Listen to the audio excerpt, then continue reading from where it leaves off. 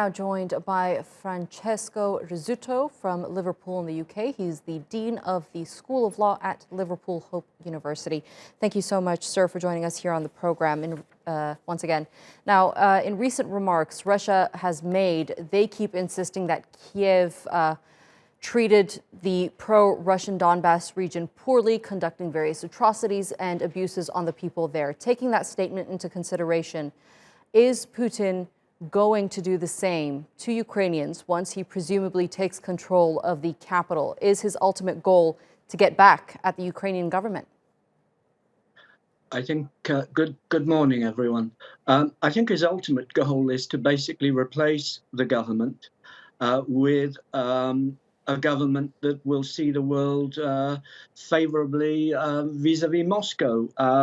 That's what his ultimate goal is. I think until now, even though some terrible things have happened, we've not seen the ferocity that we saw in Chechnya or that we saw in Syria. And I think the harder it becomes for him, the more we're likely to see tactics like that. Though the more brutal the war becomes, the more likely it is that there will be opposition in Russia, and the more likely it is that the Ukrainians will engage in a guerrilla war with him. So, I think that his objective is clear. He basically wants a regime in Kiev, as the Soviet Union had, for example, in Hungary or in Czechoslovakia when the Soviet Union still existed.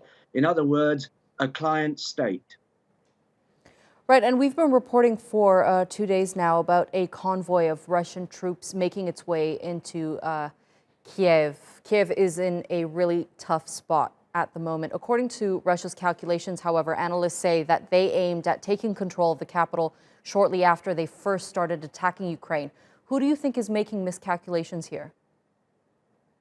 It's difficult to know. I would have thought that those who are suggesting that they would have wanted a speedy takeover are probably correct.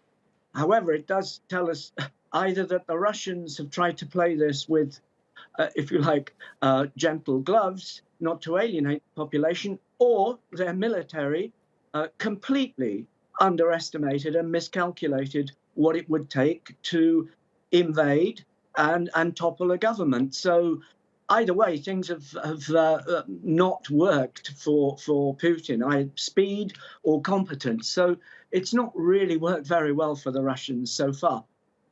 And we witnessed a special session at the EU Parliament yesterday where very powerful speeches were made, including the one of President Vladimir Zelensky. And the EU has vowed to fight Russia till they stop attacking Ukraine, and even to bring measures in that would block Russian aggression from happening in the future. But what more can the EU do at this stage? Do you think that they'll unanimously accept Ukraine entering the EU as a member state? I think that there are symbolic gestures in order to ensure that the Ukrainian population that clearly can receive our television signals and so on, by saying, of course, you're a candidate member. However, I think from being a candidate member, and I think as Turkey has discovered, to becoming a full member, especially given the experiences of the last enlargement, I think is a long way off, to be absolutely candid.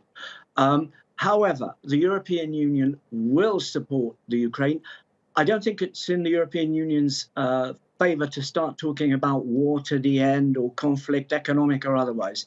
That's not the business the European Union is about. However, to support the Ukrainians, for example, on the question of refugees, where now the temporary protection directive has been triggered for the first time, which means that Ukrainian refugees can come in and stay up to 3 years without going through the kinds of bureaucratic processes that refugees from other parts of the world have sadly had to go through. I think that we will provide them with the frontier states, if you like, with financial support in helping those people. Tomorrow, the details are going to be worked out on how the burden is going to be shared, if you like. But that kind of help, without a doubt. sending arms to Poland so that the Ukrainians can then come and collect them, fine, but don't expect a no-fly zone or anything that will put us in direct conflict, i.e. shooting at each other with Russia. That is not what the European Union is going to do.